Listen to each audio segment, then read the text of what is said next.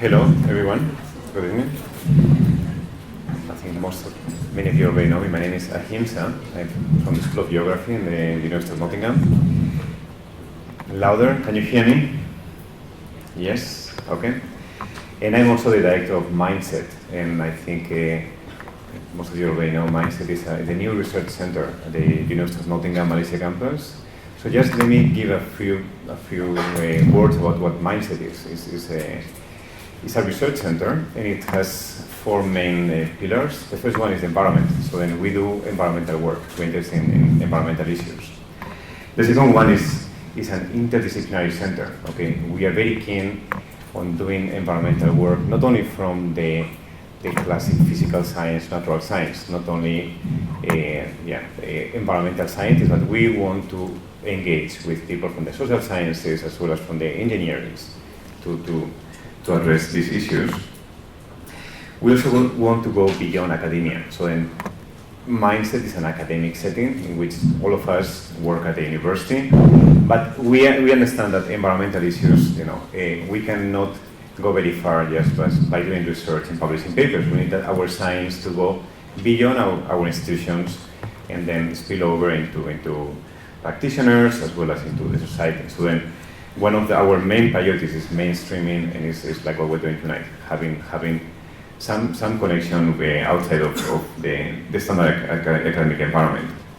And also we try to have a positive flavor to environmental issues. So that when we talk about the environment, most of the work we have been doing for the last few decades is to talk about bad news and report problems and describe how bad things are going. And that's fine, it's realistic, but that's not leading to anywhere different. So then what we try to do here is try to identify ways forward. So then we try to identify solutions and try to identify success stories, and then learn from them, learn how we can, please come in. Yeah. And then try to learn how we can replicate success in other settings.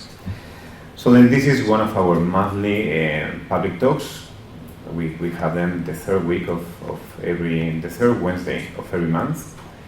Next month will be on the fourth Wednesday because of Chinese New Year. So then we understand that Chinese New Year will be there will be not many people coming here. But normally it will be on the third Wednesday. And then we're trying to invite people, people with high reputation, professionals who are doing excellent, outstanding work on environmental issues, again, from a variety of approaches and angles, and try to bring stories that I see people here from academia, from NGOs, but also people from, who are not professionals in the field, who can learn and it can serve to change their mindsets.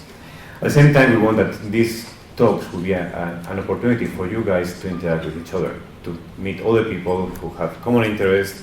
So I think it's something that there is a space for more of these things. So then after the talks, we'll have a long Q&A in which we hope to hear from you.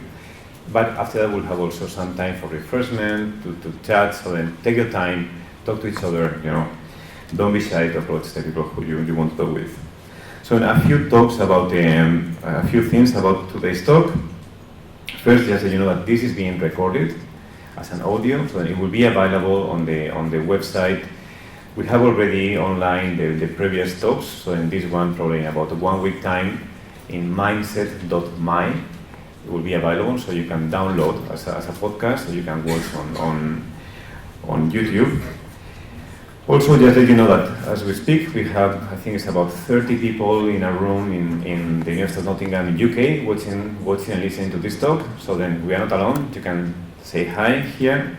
I don't know if the webcam can see you. You can say hi. So it is really great for us to know that we're interacting with the main campus. Normally things happen the other way around. Okay, we get content from them, but this is something that we are providing content to them. It's something that we are is generating interest, so then I hope you guys enjoy it on the other side. The structure of the event will be James, which I will introduce now, will speak for about 45 minutes, and then Dr. Bala, which I will also introduce now, will give a short speech about the same issue but with a Malaysian flavor. after that we'll have the Q&A and then the refreshments. So just, if I can ask you to switch off your phones, or at least to put them in silent mode. If you guys are on Twitter, which I'm not, but if you are interested, you want to tweet about how cool this is, please feel free to do that. So I'm just going to introduce tonight's speakers. First we have Associate Professor James Watson. James has several hats, and all of them quite interesting. So then, first he's the head of the Science and Research pillar, and also acts as the Climate Change Program Director at the Wildlife Conservation Society. He's also an Associate Professor at the University of Queensland, and he is the President-elect of the Society for Conservation Biology. So then, from this July, he will become the President, so that will be quite a busy task, I should say. And he's also sitting in some committees in the IPBS, the International Panel for Biodiversity and Ecosystem Services, and is co-chair of IUCN Climate Change Specialist Group. So then quite a number of important hats that he's wearing. He finished his PhD in 2004 at the University of Oxford. He did interesting field work between Madagascar and Australia. And his research mainly focuses on assessing the impact of landscape change and climate change on biodiversity and ecosystem services. And we'll have also Dr. Balamurugan, who is the Managing Director of ERE Consulting Group. He's very well known here in Malaysia. He has been working here for over 25 years, has been involved in over 200 projects, some of them really relevant, like the Central Forest Pine Master Plan, first and second, the Heart of Borneo Plan, Plan of Action for Sabah, the Kinabalu Park, Crockett Range Park, Ecological Corridor, and several other bigger scale projects. Also, he has a very fine sense of humor, so and I don't know if you know his Facebook page, but since I discovered I'm enjoying his stories. So then, without any further delay, please invite the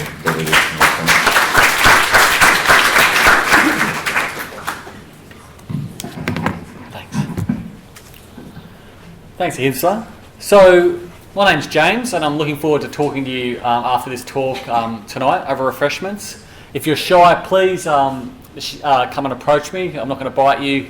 If you think of a question tonight or tomorrow morning, please send me an email. I'll leave my email at the last slide of this talk. But I hope this is a talk which provokes your thoughts around protected areas and makes you maybe rethink about what the importance of protected areas are for conservation. Now, I realise that I have a thick Australian accent. I'm often told to slow down. So if you're struggling with understanding me, I'm not sensitive about this at all. Just wave your hand. That's all you have to do, and that will prompt me to slow down, and I'll attempt to slow down. Welcome the people in Britain. As an Australian, I hope your cricket team continues to lose regularly, especially to Australia. So this talks about protected areas, and it's based on a paper which was published in Nature in November last year. It got a lot of responses. It was seen as quite controversial. So the paper is open access. So if you're interested, just Google the performance and potential of protected areas, and it should come up as one of the links. So if you're interested in the content behind the talk, please download it. This doesn't seem to work. Sorry. Who can identify this animal? There we go. So everyone, or most people, should know what this map is. It's a map which has been repeated time and time again, especially since the World's Parks Congress was held last year. But for those who don't know, it's the global protected area state that we have right now. It's an incredible map. It's a map that shows achievement for the conservation movement, something we should be quite proud about. And if you think about all the green spots in this map, if you put them all into one continent, you'll see that it actually occupies all the land mass of South America and Central America. And if you put all the marine protected areas into one spot, it occupies an area the size of China, or in marine terms, an area the size of the Bering Sea, the South China Sea, the Mediterranean Sea, and the Coral Sea. So those who think we're not doing enough, we're not achieving enough with conservation, these maps should make you rethink. And when you think about people who don't like conservation and may think why they don't like conservation, this is a lot of area on Earth's surface if you think about it in that way. So formally, last year, we reported that we have 209,000 protected areas globally, about 197,000 terrestrial protected areas, and around 10 to 12,000 marine protected areas. Now these numbers are important, that these are formally designated protected areas recognised by the country and reported to the United Nations World Conservation Monitoring Centre. So they don't include all protected areas. You know, there is a lot of indigenous protected areas which aren't counted. There's a lot of private protected areas which aren't counted.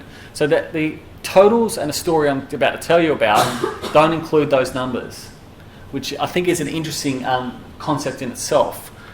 But it's something, as I say, we should be quite proud about. And it's something we should be even more proud about when we think about where we came from when we think about protected areas. This is what the map looked like in 1900. And as we increase every 20 years, you can see the protected area state slowly growing and dramatically growing in the last 30 years. So we've gone from very much nothing at the turn of the last century to an area, a massive proportion of Earth being protected under formal protection. Now when we think about the modern protected area movement, and I'm going to talk about a global perspective of this, and it's definitely not an Asia perspective of this, so it'll be something that maybe we can talk about after this. But what's interesting about protected areas is it wasn't just one agenda forcing that change over the last 100 years, which created those 209,000 protected areas. The philosophy about why we protect things have changed fundamentally. So the first protected area, which is Yellowstone National Park, has anyone been there? So for those who have been there, you'll know there's a protected area which is not in the most biodiverse spot in the world. Nowhere near. It's not a very important biodiversity area. It's a beautiful area. It's an iconic area. It was protected as an iconic landscape. So the theory for the protected areas was set up based on beautiful landscapes and seascapes. The first protected areas across Earth had nothing to do with biodiversity. It's only 50 or 60 years later that when people started realising that we're losing lots of species, especially, and this is mindset came from North America in particular, is that protected areas were then established for biodiversity reasons. So as we growed and we decided where to place protected areas, it wasn't based on the needs of biodiversity per se, but it was things like the destruction of massive populations of bison in North America that forced certain protected areas to be developed, and this kind of philosophy around protection for the needs of biodiversity. So when you look at the growth of the protected area state, what's driven it is largely different. The objectives here, the objectives here have largely changed over time. And you can see the growth. I've just put a few things on here about what's driven the protected area network. You know, like the first formal protected area in 1872, and there's really nothing up to about the 1950s. The IUCN, the International Union for Nature Conservation, was actually formed in 1948, but not really much protection going on. The first World's Parks Congress had a really big impact because from the first World's Park Congress, UNESCO started. You know, World Heritage as a concept started, and you could see some jumps, and you could see some other things which have driven the protected area state. But the philosophy about what caused these protected areas and what caused these protected areas have changed. It's a fundamental thing when you look at where protected areas are placed now and ask, why was this protected here? And for what reasons? This hasn't got anything interested in. Well, maybe it was protected during a time when people were selecting protected areas for non-biodiversity reasons. Now, did anyone go to the World's Parks Congress in Sydney last year?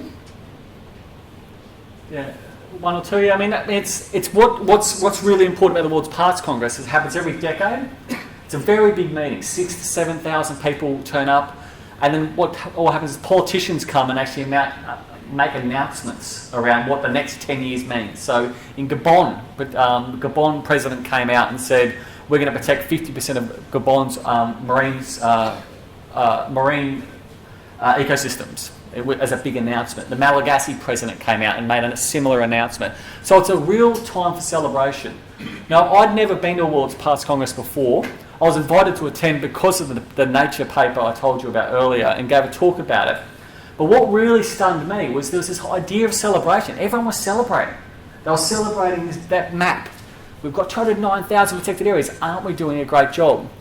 But I think I felt a real tension in that place as well, because all things aren't going well for biodiversity. And so what I want to talk about is this contradiction about what's happening on Earth right now and what the protected area state means in terms of what Earth right now.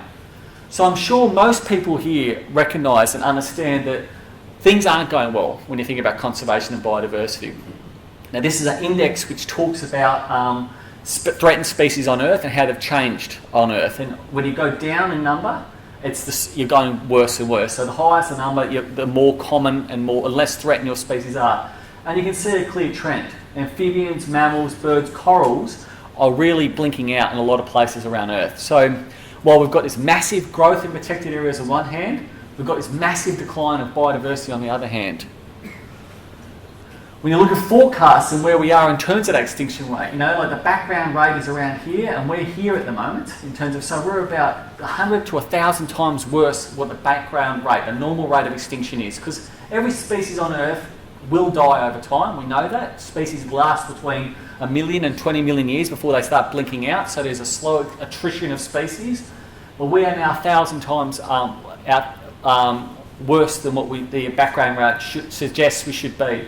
And all these predictions show that this background rate will be massive based on different types of threats in the future. So things aren't looking good for biodiversity, and we know why. We know that it's humans which have caused this problem. The Earth has changed dramatically over the last 250 years since the Industrial Revolution. The red on the map is basically the human footprint, where Earth has been modified substantially because of humans. And this is a very coarse scale analysis. But we know that because of agriculture and urbanisation, all our habitats are declining significantly, around all the regions. You see this decline in what we used to have and what we have right now. So the extinction crisis is real, and it's been caused by the actions of humans. There's little doubt in that. I'll be amazed if anyone says that to you, they're even more stupider than a climate denier, change denier. It's just they're blind to reality. They're blind to the reality of science. Now, about 10 years ago, the Millennium Ecosystem Assessment came out and said we have actually really screwed up our ecosystems in a serious way. We know that in the last 50 years we've altered ecosystems more than any other time in our history, and that we're now, for 60% of ecosystems, major ecosystems and major ecosystem services that humans rely on are now seriously degraded and making it really not sustainable for human well-being, not just for species but for humans. And we know, as you go around Earth, you can see why. You can see why this assessment says this. You can see these major cities with pollution, which has considerably, if not completely, altered the entire ecosystem which was founded upon. We know that where deforestation occurs, you don't just lose forest, but you get this skeleton bone effect. Where, the loggers come in, they log a forest, and you can see it here, but the roads which lead in mean that more deforestation occurs than what would have happened. So you've got these additional effects going on. You've got massive crop regimes which are changing around Earth. And this photo I think is really interesting in that you can see that all the lowlands has been cleared. Wherever it's productive, it's been cleared. Wherever it's not productive, it's still green. And that's something that actually I think is quite interesting. We just submitted a paper last week to Nature which mapped out where was the possibility of humans doing agriculture on Earth and how much modification have occurred. And this paper isn't accepted, but we show that 97% of all Earth that you could have cleared for agriculture, we have done that. So humans are awesome at working out where the agriculture should go and how to clear things. And that has real implications for things like climate change. When you think about shifting crops, where crops will grow in areas where they wouldn't have grown before, humans are awesome at doing the clearing, so wherever the crops are going to go, humans are likely to follow. So that's got a real implications in terms of planning. So I'll take us a backward step and think, okay, so we know that protected areas are good. We've got amazing, 209,000 protected areas. At the same time, we know that we've got serious problems environmentally. The solution, and for people who don't know that, the global solution, the global response to this crisis has been the Convention for Biological Diversity. Does everybody know that convention CBD? Is that a foreign concept? Anyone don't know what CBD is? Okay, so the CBD, so it's our international treaty that 193 nations have signed upon, which basically has this mission. The Earth, if you think about great years in the last 30 to 40 years. Now, I was born in 1977, but there's been one great year for the environment, greater than all else. Does anyone know the year? 1992. Good answer. I was going to offer a beer, thank God. 1992. What happened in 1992? That's right, Rio occurred. And what Rio did was two amazing things. We got a biodiversity treaty out of it, and we got a climate treaty out of it in one meeting. You think about how humans can't get together and make treaties. We can't agree on anything. In 1992, we got two. Like, it's an incredible achievement, and it was full of hope. And this is an aim that 193 nations have signed on to. Malaysia has signed on to this treaty. Most nations have. So that's the strategic plan. It's something that's worth reading. There's nice summaries about this. And what they have in a strategic plan since 2010 to 2020 is these 20 targets. Okay, and the target about protected areas is target 11. So target 11 is very important for protected areas, and it's probably the most target with the biggest teeth when you think about the 20 different targets in a CBD. And what was said or was signed by 193 nations was that they promised to conserve 17% of the Earth's terrestrial landscapes and seascapes and 10% of marine and coastal areas, especially areas important for biodiversity and ecosystem services. You can read the rest, But that's an incredible signature signing, okay? Considering that in 2010 they'd got to about 9% terrestrial and 2% in marine world. So the Earth's nations said, yep, we're going to do that. So today, in the next 30 minutes or so, I want to talk about that actually strategic plan. But reframe this a bit in terms of not just are we achieving this target, because that target is messy and that target actually, it's hard to actually unpick what it means. I just want to talk about 4 key challenges that target gives us, and just talk about what is going on in terms of have we hit these 4 key challenges and what's needed in the future. So the first challenge is basically asking the question, when you think about that target, are protected areas in the right place to secure the biodiversity? Now the answer is, the question is, does this work for biodiversity? What's the evidence out there? Is this network, which has taken most of South America and Central America and most of the sea mass the size of China, a massive network, does it work? Now, we know for some species it does. For tigers, it definitely does. If there weren't protected areas in South Asia and Southeast Asia, there would be no tigers. That is a fact, 100% plain and simple. So tigers, for certain species, protected areas are crucial for the persistence of critically endangered species. If you think about what's happened with tigers around the world in the last 100 or so years, you can see it went from 100,000 to, we're now 3,500, probably less now. But protected areas have played a critical role in securing populations and actually maintaining numbers of populations. You see tigers in Nagrahola in protected area in India, a 400% increase. Tiger populations in Thailand, not just stabilising but increasing. So yes, in some cases protected areas play a very important role. They're in the right spots to stop a species going extinct. They're incredibly important for gorillas, for great apes around the world, but particularly for gorillas. We know that for guanacos in South America, the species would be wiped off the planet without protected areas. For coral reefs, many protected coral reef systems are only not being dynamited, not being overfished in well-managed marine protected areas.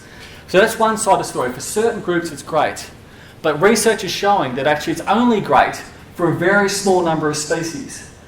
The green here is actually species which actually are adequately and well enough covered by protected areas to secure them for extinction. The red is the number of species which haven't got any protection. They're not covered by a protected area anywhere on Earth. So there's 209,000 protected areas out there, but for many groups of species, they're in seriously the wrong spot. They're not in an area that actually covers them at all. And for the blue, they've got some level of protection, but they're not actually adequately protected. It's not enough to secure them for extinction. This is just accepted in conservation letters last week. So it's a paper which is online on early, which shows this. In the marine world, we have a paper in review in Nature Communications which shows a similar pattern. The colours are all a bit different, but effectively these are numbers which actually have got the right level of coverage, and then these are the numbers which actually got very little numbers of coverage. So the marine world is even worse than a protected area world. So protected areas are good for some things like tigers. They're good things for mountain gorillas. They're great for great apes and some species of cat. But for the most part, they're terrible. They're in a terrible position. If you explore the data deeper, you actually start getting some really dramatic patterns going on, which actually is scary. Migratory species, are absolutely on the way out. So I live in Australia, and I grew up being a bird watcher basically because of these things. These things are incredible migratory species. See, some of these birds are 20 grams, and they fly from down there, up there, and back again in a space of a year. 20 grams. They migrate on the very edge of existence, of their possibility of existing. They do it every year. An Arctic tern flies here to the moon and back 6 times in its life. It's an incredible thing. What an amazing thing. Like, as a phenomenon, that's amazing. Yet we know that protected areas only cover adequately 9% of all migrants. For 91% of migrants don't actually receive the protection they need to secure their persistence. And what we're seeing in Australia is all these great migrants are on annual declines of about 9%, 8%, 7%. That's an annual decline. You'll have an annual decline for 9% for 10 years and you're facing extinction, no matter how big your numbers are.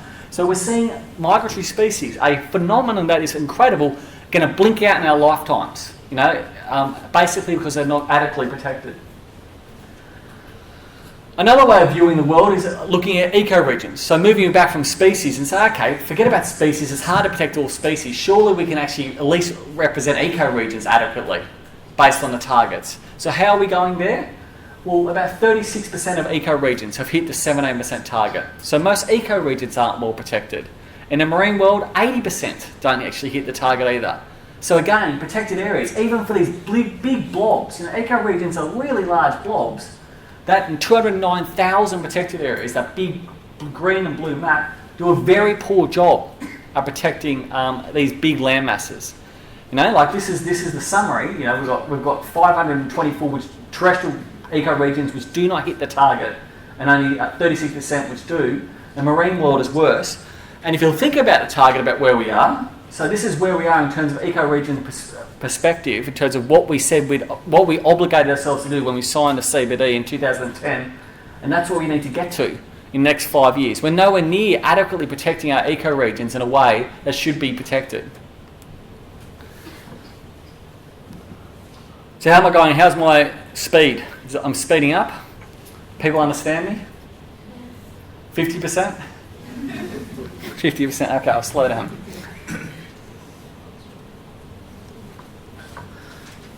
So when we think about protected areas, we also got to start thinking about climate change. Climate change is reality. The Earth has already warmed by 0.7 of a degree above normal over the last 50 years, and we're set to warm by about 2 degrees by 2030 and 4 degrees by 2100. So where do we have to protect the world to actually ensure that we're going to secure ourselves from the impacts of climate change? Now, I think science gets a bit lost in this. Science always, for anyone who's an ecologist here, people look at climate change and say, I've got to do a species distribution model, I've got to actually do all the scenarios around emissions, I've got all this, and start planning out in terms of where the areas which are the lowest emissions and the highest emissions, where the temperatures are. I think that's a big mistake, because you're just introducing major uncertainty in terms of what I think is pretty common sense.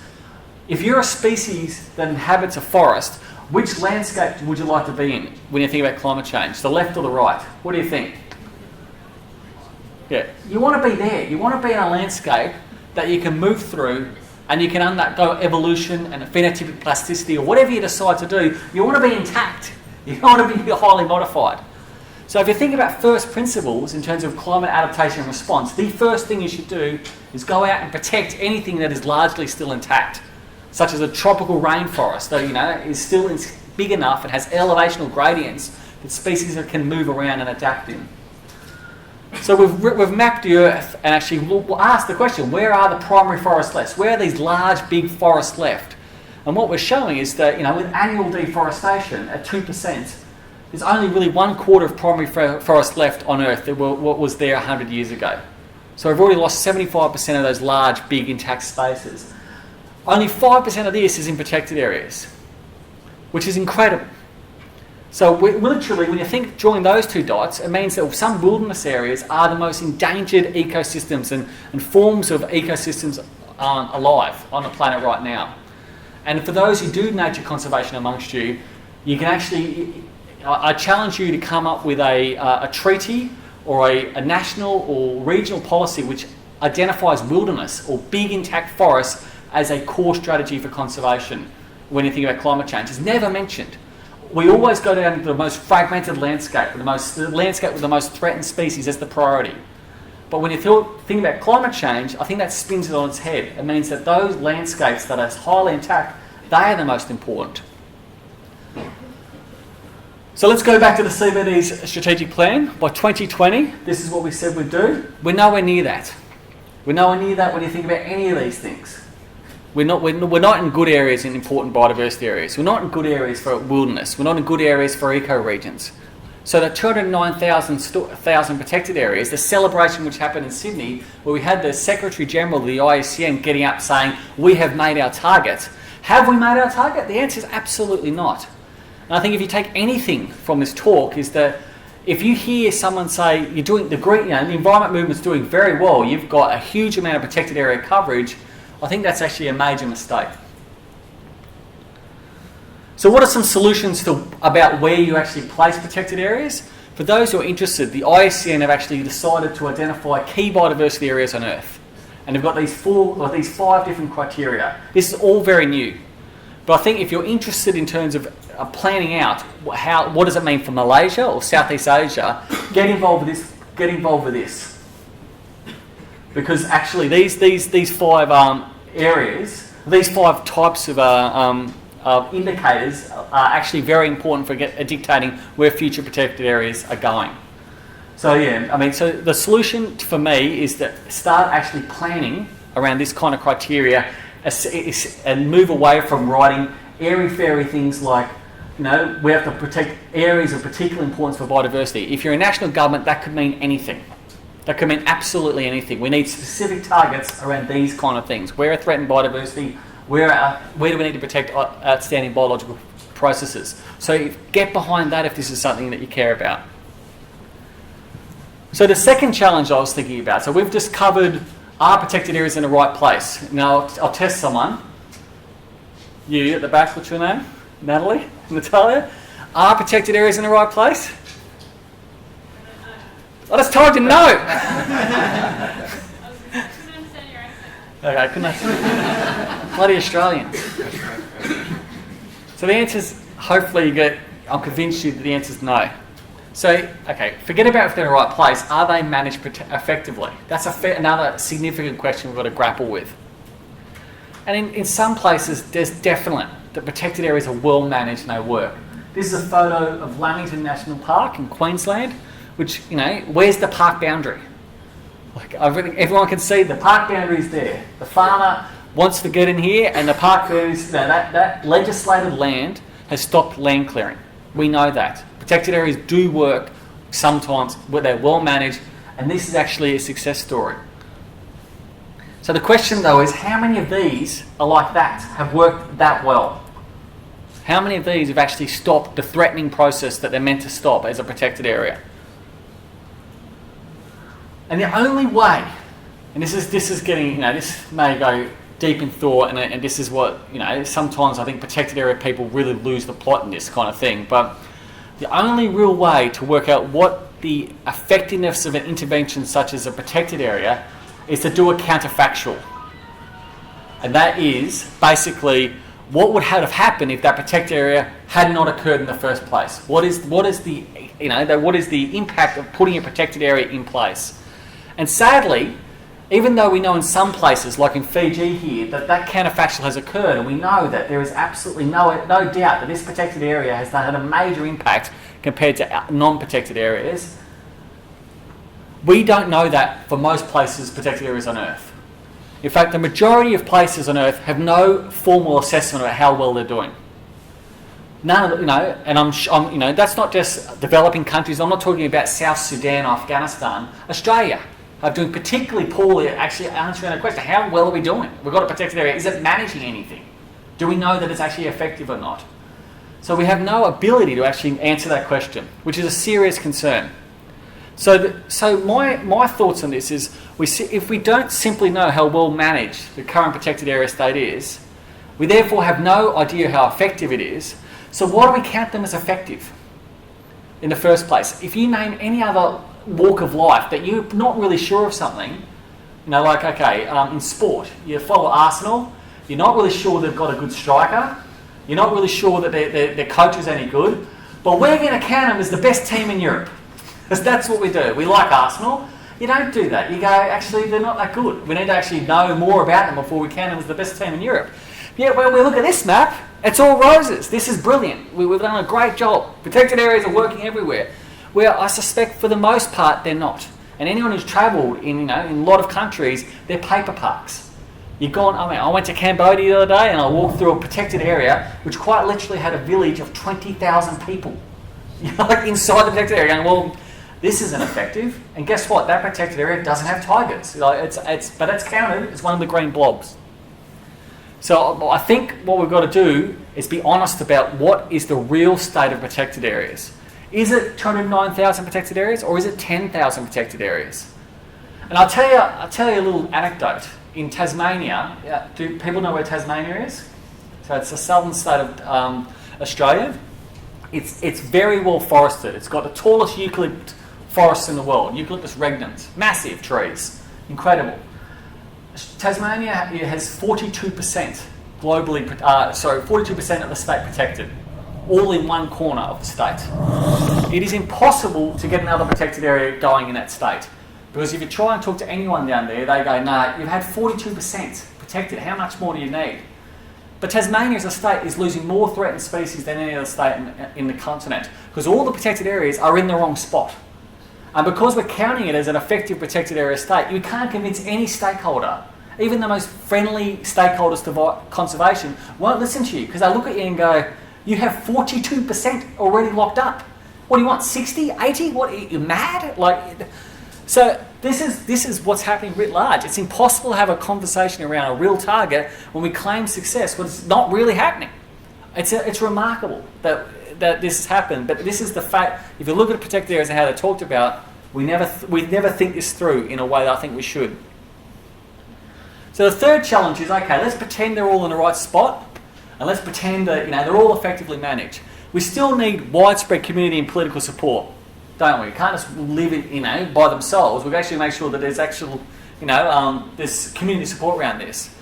And this is a challenge which I think we're really facing in the last 5 years. This is a map which shows transparent, the government has openly admitted that they've sold a protected area or allowed a mining company in a protected area. They've completely de-gazetted in that protected area.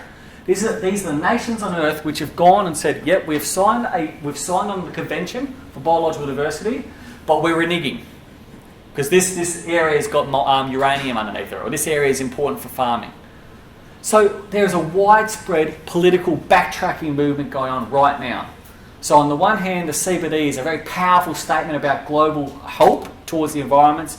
We're in a critical junction around biodiversity loss, and yet most nations of Earth are backtracking their commitments. They're not even maintaining what they said they'll do in the first place. So this is actually a real significant problem in terms of, we see this picture of, this is Murchison Falls National Park, home to endemic giraffes, home to endemic zebras, and you're getting mining companies set up right in the middle of the heart of these things. In Uganda, where mountain gorillas, there's 300 mountain gorillas on Earth, they're mining that park. And so it's a really confronting thing when you think about even a protected area which has got mountain gorillas, our closest relative, which is critically endangered, we can't still keep the miners out of that park. It's something that the conservation movement needs to actually turn around the conversation about what is the role of protected areas. How do we keep people, how do we actually keep loggers out of parks, which I'm sure in Southeast Asia is a major problem. and it's not just the fact that they take the logs. It's not, it's what have I done? I stole this image from Bill Lawrence, by the way. So if Bill Lawrence stole it from one of you, I'm really very sorry. I'll buy you beer, all forgiven. But it's not just about the fact that logs are going out of that forest. When as I showed you earlier, you put a road through a protected area, you get collateral damage, serious collateral damage. So what do we do to solve this problem? I'd say the most important thing that anyone who's interested and concerned about this is to support international efforts to work with mining companies and forestry companies and whoever, gas companies, whoever who want to go in a protected area to actually use the mitigation hierarchy. Now what is the mitigation hierarchy? It's this concept that you first avoid all harm, then you minimise all harm, then you restore what you've done, and in the last possible case you start offsetting. You can't. Now this is a concept that is critical for conservation, yet I guarantee 99% of conservationists don't know it. Now if you have access to governments, the other thing I'll be doing is working with industry to actually tell the government to identify what's important. Because what happens right now is it's up to the industry to decide. The industry gets an environmental consultant, I get a university to say, hey, you tell me what's important and I'll make sure I offset it. But that's absurd. Industry don't want to do that. That's not their job. They want to be told what is important, what is not important, and work around the rules.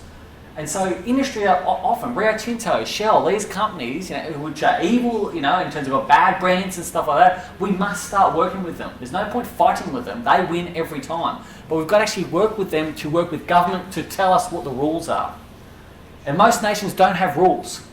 I'm not sure about Malaysia, but most nations don't. There's no game, there's no legislation to talk about industry engagement and protected area. That is clearly the most important thing to do. So, it's something to think about. I think a second thing we can do is start talking about the worth of protected areas. So, some interesting statistics. In Rwanda, $200 million comes from one protected area based on mountain gorilla tourism. It's the most money they make towards their GDP on an annual basis.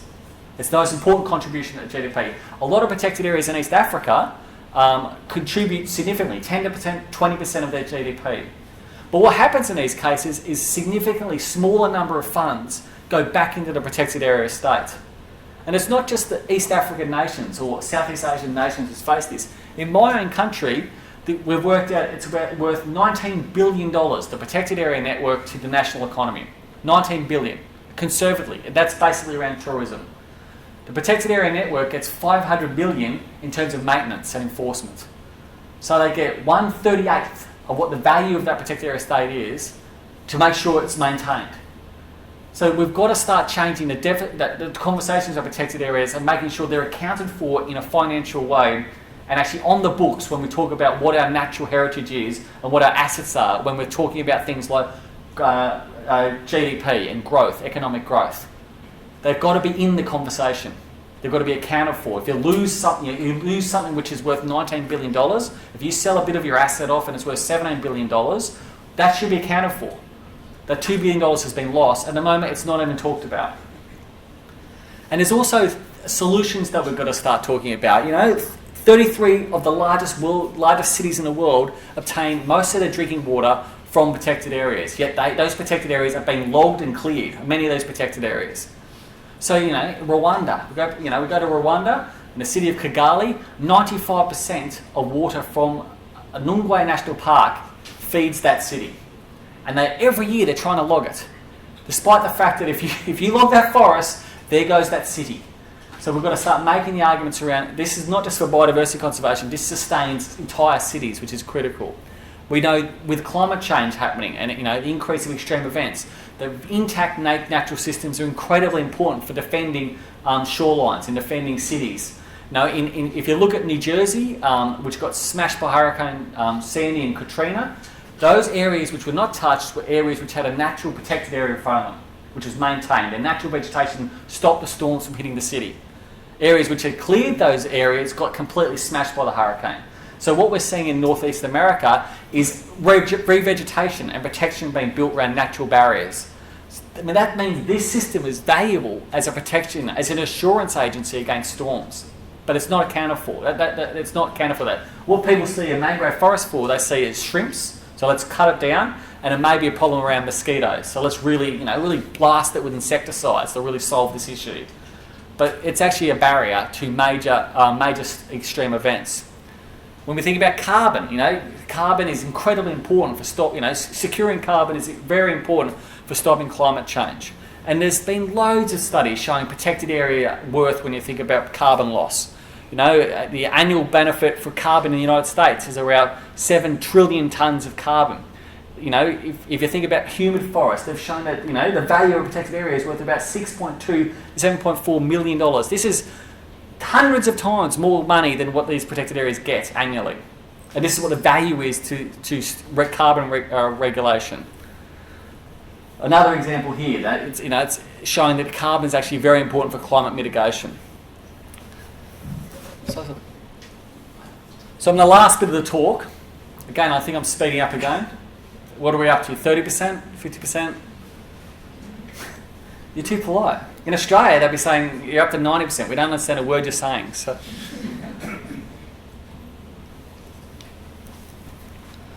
the fourth challenge, and the final challenge is beyond protected areas, what is needed? What do we need to do to secure biodiversity?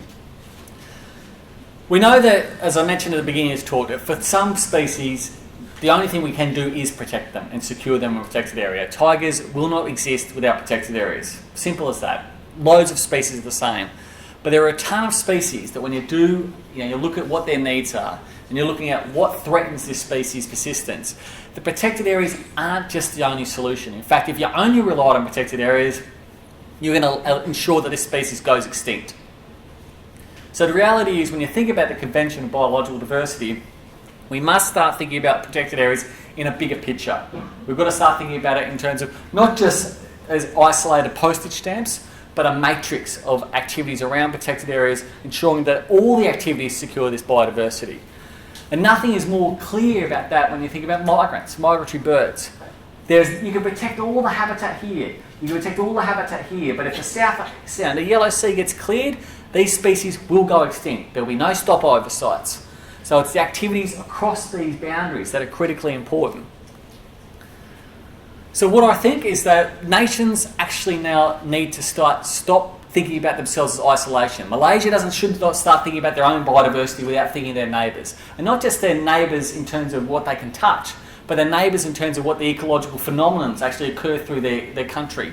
Many Australian bird species migrate to Malaysia. So Malaysia should be looking at Australia and saying, what are you doing to protect my natural heritage, which happens to go to your country every 6 months of the year, and Australia should do the same. This idea that nations work in isolation to set their own targets is stupid when you think about biodiversity, which ignores national boundaries.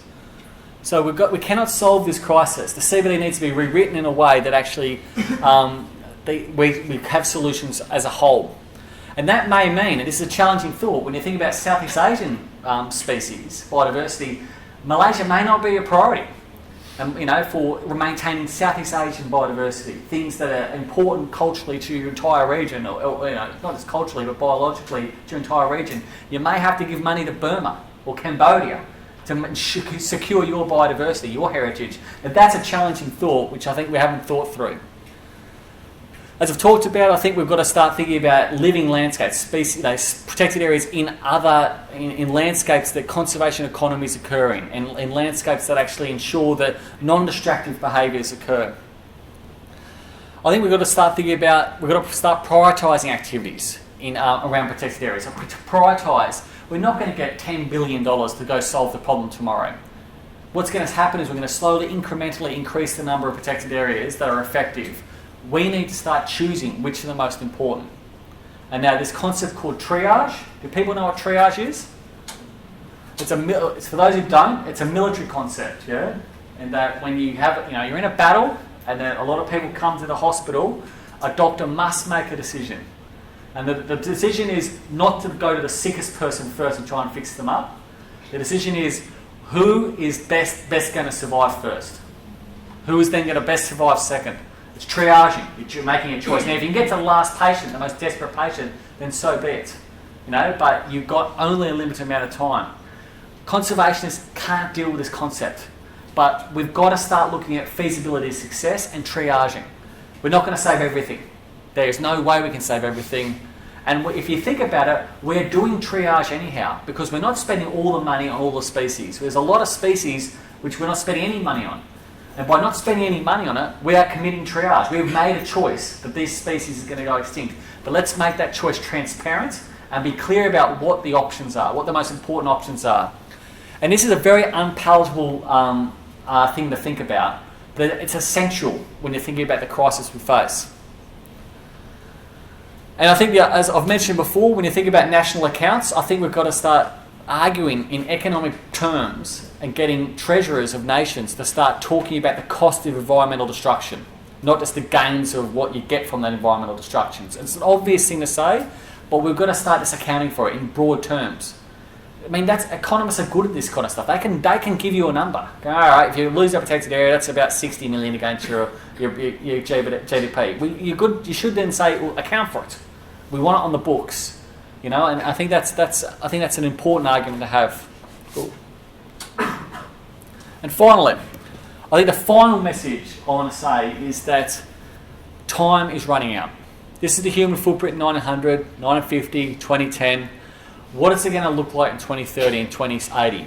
The Earth's population has still got a long way to go. It's going to probably start flattening out at 12 billion. So we've got a lot more people to deal with, a lot more mouths to feed, and a lot more development growth to occur. We've also got climate change. Regardless of anything we do now, this is going to keep on happening. So we've got to start acting now. So now is the time to act. If you act 20 years from now, if we come back in 10 years' time and you hear me saying now is the time to act, it's too late. It's the next 5 years, the 10 years, which really counts. Because most nations, what economists are saying is most nations are setting their development agenda, even the most poorest nations will have their development agenda completely certified and solidified by about 2030. So we're talking about Burma, we're talking about Mongolia, we're talking about DRC, we're talking about Afghanistan, we're talking about these areas which have still got large amounts of habitat and critical, important biodiversity. By 2030, there's no turning back from the trajectory that the course they're going to set themselves on.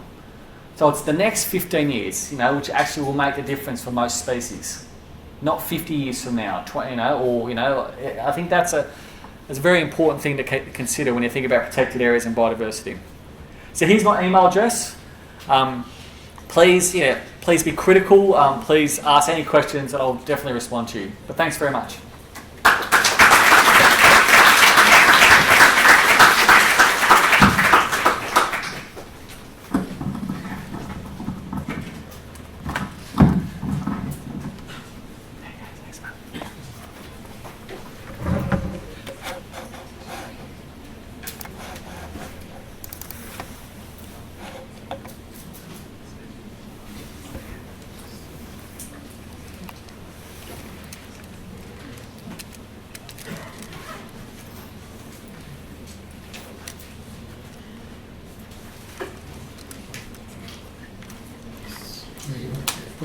Yeah. Okay. Yeah.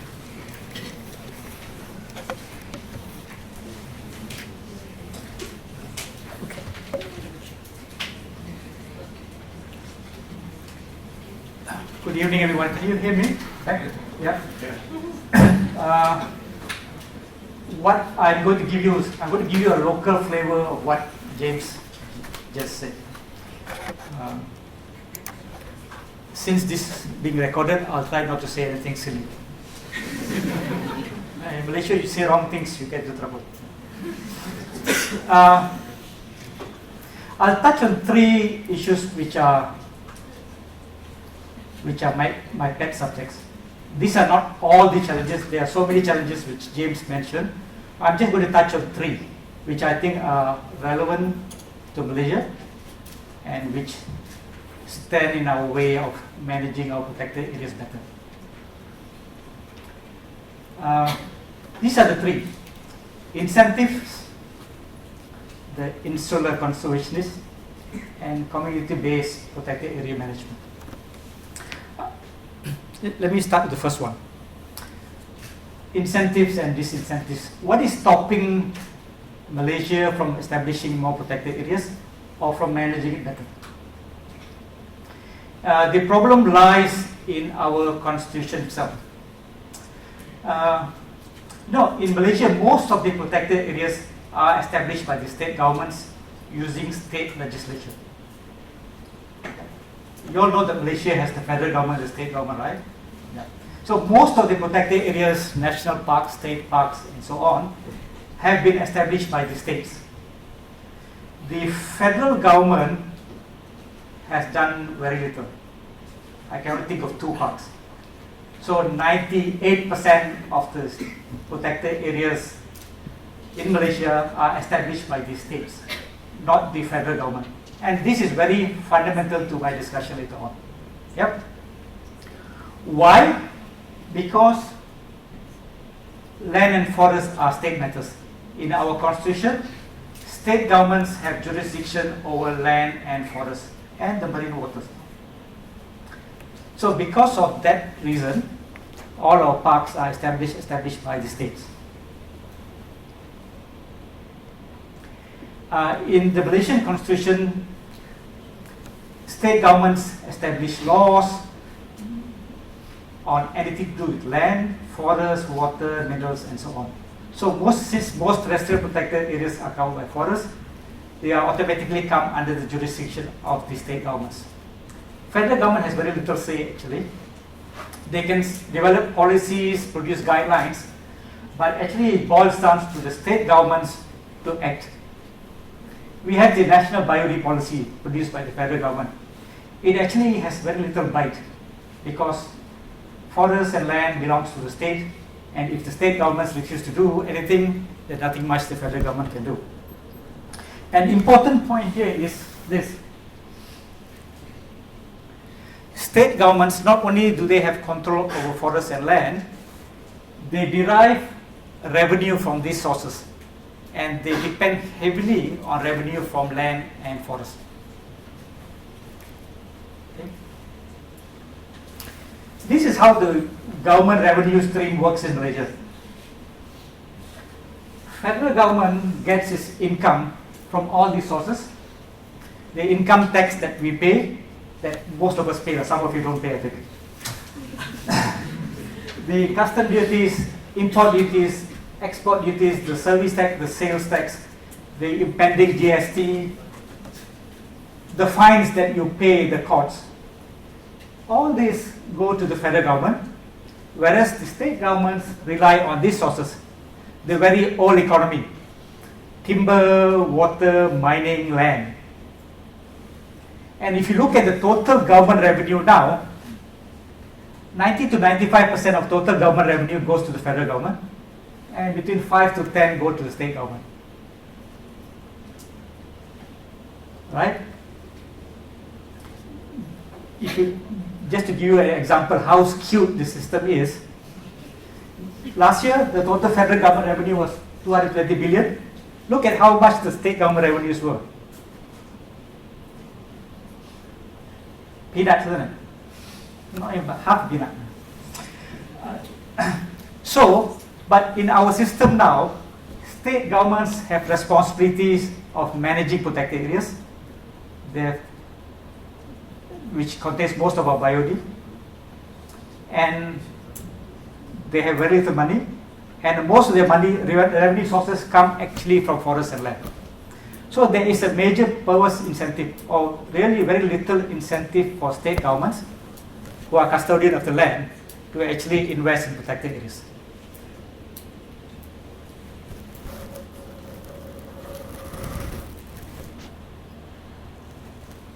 State governments, which are custodians of the land, derive their revenue from these sources, from logging, from mining, from land, anything to do land clearing, land reclamation. This is where the state governments get their money from.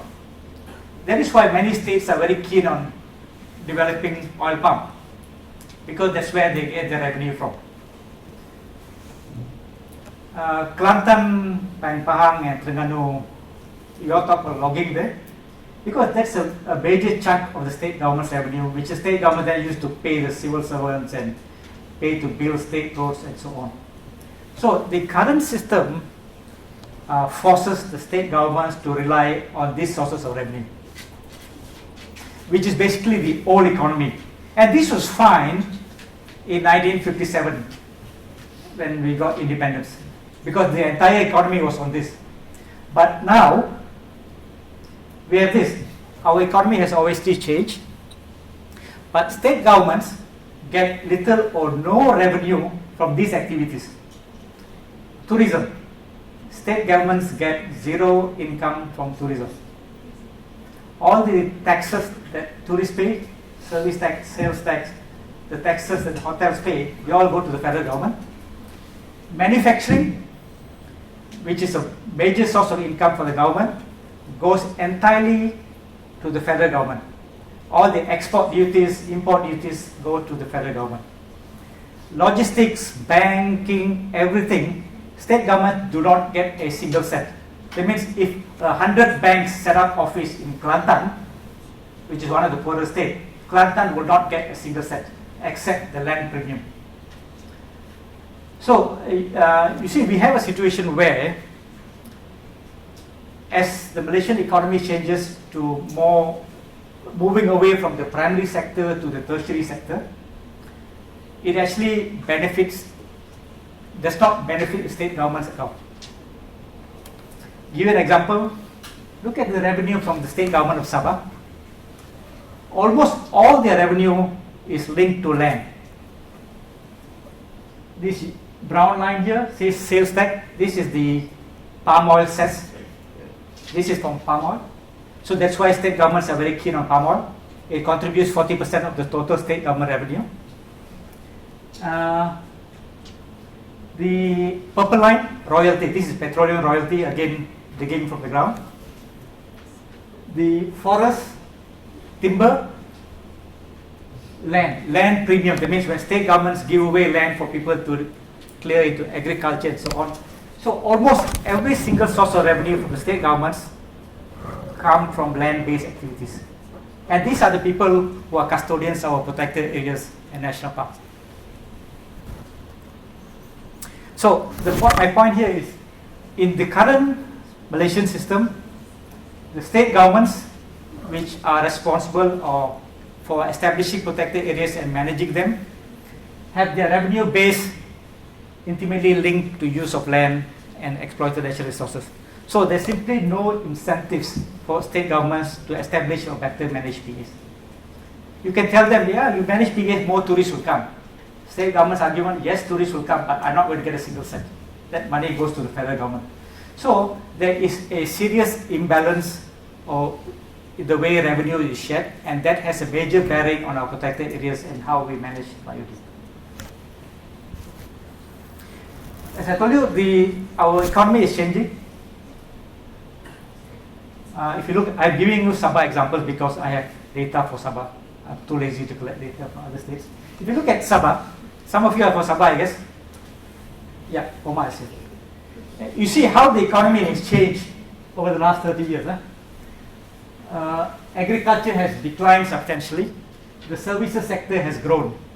Yeah, but all these changes, which I think are very positive, these are all the modern economy, does not benefit the state government. So the state government is still forced to rely on the old economy, basically logging and mining, to finance its operation. So anyway, the point is, for all the states in Malaysia, the contribution to the GDP from the primary sector is going down and from the tertiary sector is going up, but the state government's revenue is still linked to the old system. And this is one of the major challenges in why our protected areas have difficulty in getting funding, why it's so difficult to protect biodiversity, and why it's so difficult to protect our forests, because of the way the revenues are linked. Okay, as long as state governments cannot get revenue from the so-called modern economy, we will continuously face problems in protecting our biodiversity and forests. And this is a system which is very difficult to change. It's very political, because he who has money holds the power. and this is very politically linked. So it's going to take a long time to change this, but we need to start somewhere. Now we've talked about the carbon taxes, PES, levy on hotel room. All these have been discussed many times as alternative sources of revenue to protect our biodiversity and state parks and national parks and protected areas. Yes, this can raise some money, but until the fundamental structural problem is changed, the structural problem meaning state government's reliance on natural resources, as long as that is still there, we are not going to solve all our problems. Okay? These things will help, but they're just going to help a little because the fundamental problem will not be solved. So that is the first challenge, and it's a difficult one. It's going to take a long time to resolve this, but we need to start somewhere. The second issue which I like to raise is the insular conservationist. I think most of us here are in the conservation field, and sometimes we look like this, not the horse, but we have very insular views. We are very focused on our protected areas and our animals and forests, and we forget to see the rest of the world. Yeah? And we always hear, whenever you meet a bunch of conservationists, even most of us here, we always talk about educating the industries, the businesses and the politicians. We should educate those buggers. They don't know how important biodiversity is, and they don't know how important protected areas are. We always talk about educating the other party. But I think it's equally important that we also learn how the other party thinks. Yeah? Instead of being obsessed about teaching the others, I think it's also important for us to learn what makes the other side think. Okay? Because the other side really drives the world. If we talk about our protected areas, our elephants and our coral reefs, they're actually fine by themselves. If you leave them alone, they are fine. If you take away the humans, the elephants are fine, the tigers are fine. Yeah? And what is causing problem is all the pressure that comes from outside. If we are just obsessed with what's inside and we ignore what's coming from outside, we are going to fail. Yeah? And the pressures from outside come from multiple sources. Just look at Malaysia, how Malaysia has changed over the last 16 years. Why I use 16 years is that was when the last national biodiversity policy was written. Our population has increased by 7 million people. Our per capita GDP has tripled. Our exports, Malaysia is a trading nation, our exports have grown by 7-fold. Tourist arrivals have increased by 400%. Don't you think all these have impact on our biodiversity and protected areas? Obviously, right? This additional 7 million people got to stay, live somewhere. We have reduced poverty, good. But the length of roads over the last 16 years has doubled. Actually, they're more than double. And the roads must go somewhere, right?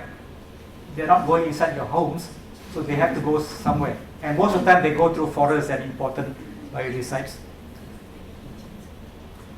My point is, things are changing around us. So we need to be vigilant what's happening around us. And what will happen? The country's population will grow by another 10 million by 2040. Right? So where are these 10 million people going to live? So you're not going to vacate your house and let them stay, right? Houses need to be built. And this translates about 1 million new homes. Schools, 5 million new jobs. And of course, everything else. So, and this 10 million is given. That is not going to change. Unless we introduce a new policy saying that people should stop having sex. Otherwise, this 10 million is given. It's going to happen, and we can't avoid this. And all these have major impacts on our biodiversity, major impacts on our protected areas, and we cannot run away from them. Lifestyles are changing. more and more people living in urban areas. I think it's now 75%, expected to increase further. I told you about tourist arrivals, increased by 400% over the last 15 years, and expected to increase further. They just made the visa free for the Chinese tourists. You read the papers today, right? So another few million tourists are going to come. Just look at this chart. Electricity generation and consumption. It has grown 3 times faster than the population growth.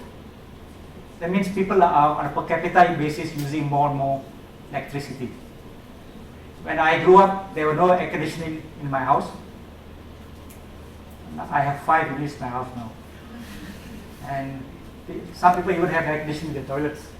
So lifestyles are changing, and all these have bearings on electricity, and you guys are equally guilty.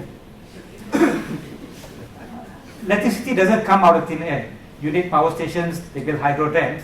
Why? You think they're just building for no reason? Because you guys are asking for electricity. And the other things, you all eat roti canai, right? Most of you eat. They use a lot of margarine to make roti canai, and they use palm oil to make margarine. Yeah, and then you complain why there are more oil palm being planted, because those guys are planting to meet your demand. And this is a good example of a government national policy endorsed, implemented, calls for clearing of another 1 million hectares of land for commodities, oil palm and rubber. This is a national policy already in place. So that's why I say when we look at our protected areas and our wildlife, we need to be aware of other forces acting around us. And this is a good example that there is actually a national policy that calls for the growth of commodities. Whether this is right or wrong, I don't know. But the fact is, this is an existing policy and it has a major bearing on our protected areas. Did any of you attend this road conference? No? Why should I attend a road conference, right? A lot of nerdy engineers attend. Why? They build roads, so engineers attend road conference. But don't you think it's important to us? It's important, right? Roads cut through forest reserve, they cut through protected areas. So this is what I meant, that we cannot just look at our animals and our forests. You have to be aware of the forces that act around us. So this is why you need to attend road conferences. They all are engineers, but I think you learn a lot of things. So I'd like to conclude this by saying that we need to engage with the dark side. I think James said this as well. Yeah. What do we mean by the dark side? The pressures around us that have bearings on biod and protected areas. And in the case of protected areas, these are the major pressures: agriculture, land use planning, transportation, roads, railways, and others. But remember, these are not actually the dark side, because for them, you guys are the dark side. Because each of these sectors have their own mandates. The guy who builds roads, he is convinced, because that is his job. His job is to improve transportation. People who plant oil palm, they are convinced that they are doing the right thing by giving you vegetable fats. Yeah. But the point is, we need to engage. We cannot just look at our protected areas and tigers and elephants and ignore the rest. So we need to engage with the dark side. And like I said, we spend too much time talking among ourselves. And insularity is not good for our protected areas. We need to engage. It happens, even the government, some of you from the government, not many, but I know one or two, don't report to me, but even government agencies don't talk. For some reason, they are very scared of the economic ministries. The wildlife department will never go talk to the Ministry of Commodities, or they will never talk to the Ministry of Finance. Even within the government department, the forestry and the wildlife talk among themselves. Even that they are not doing. Yeah, but okay, that's a different story. You're in talking terms now, right? Yeah. So they spend a lot of time talking among themselves, and not enough with the people who build roads or people who approve plantations and people who work for industries. Okay, so we need to engage with the dark side. And my last point, and this is a very short one, I think we are making good progress in getting NGOs and communities to manage protected areas. Small ones, but we are making good progress. Justin is here.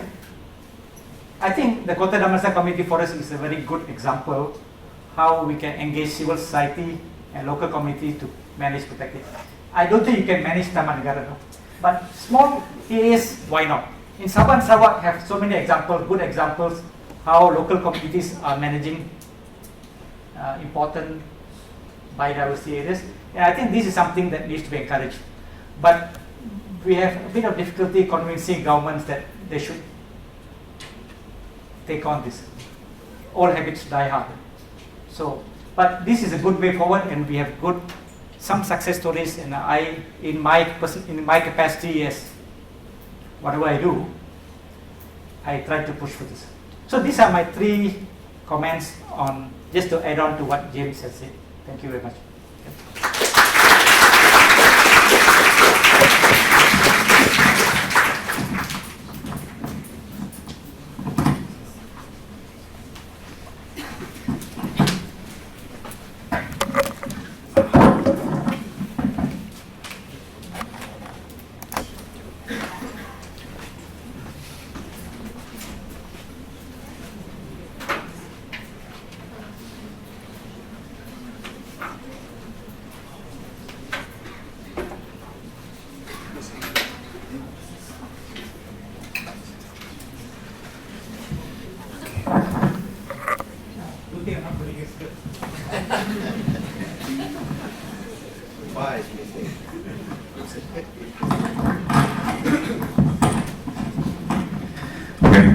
Thank you very much, James and Dr. Balan.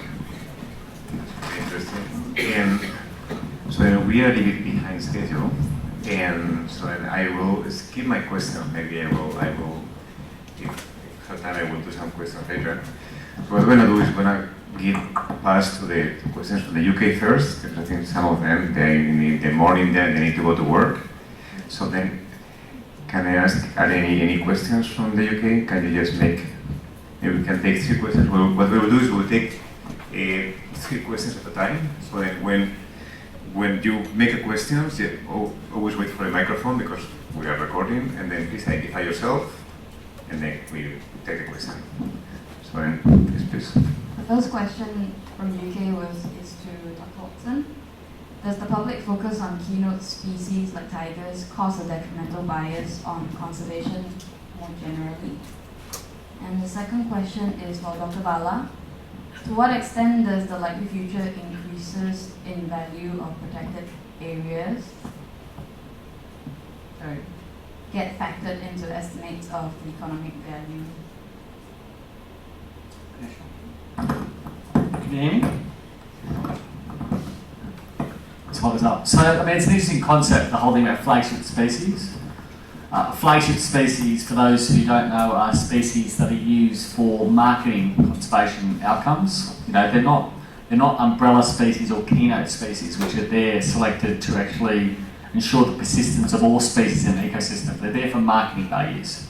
And there's a lot of evidence out there showing that the use of flagships can be great in terms of raising funding, and nothing is more famous as an example of this than the panda for WWF. You know, it's probably the most well-known environmental logo on Earth. It's raised billions of dollars for WWF and other NGOs. And interestingly enough, I don't think WWF actually works on panda. You know, they have it as their logo and they make billions of dollars out of it. So that has a very positive impact, you know. The question is, would that money would have gone to conservation otherwise if there wasn't a panda logo, if there was another logo? And I suggest probably not. So flagships play an incredibly important role. The problem is when flagships become the priority, they've moved from the marketing tool to the priority for the action on the ground.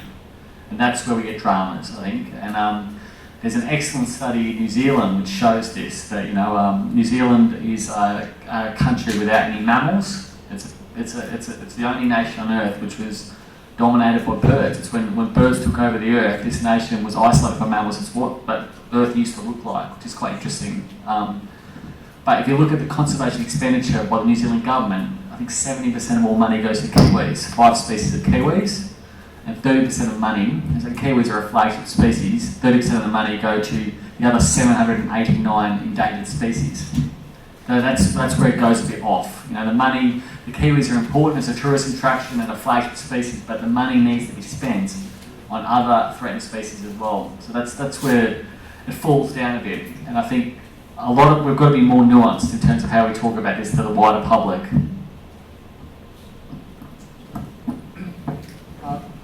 I hope I understood the question correctly. How much of the protected areas are valued in the economy? Is that the question? How much does it get factored? How much does it get factored? Okay, that's very easy. Not very much. Not very much. Although, as way back 25 years ago, when the first National Conservation Strategy was done by WWF EPU, there's this whole element of natural resource accounting was proposed, agreed, not implemented.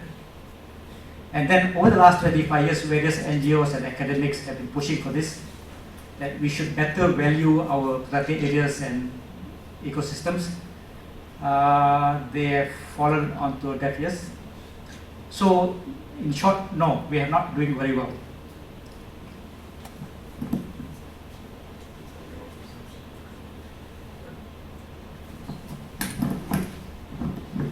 Well, we can open now questions from the floor, so then please raise your hand and wait for the microphone if you have any question.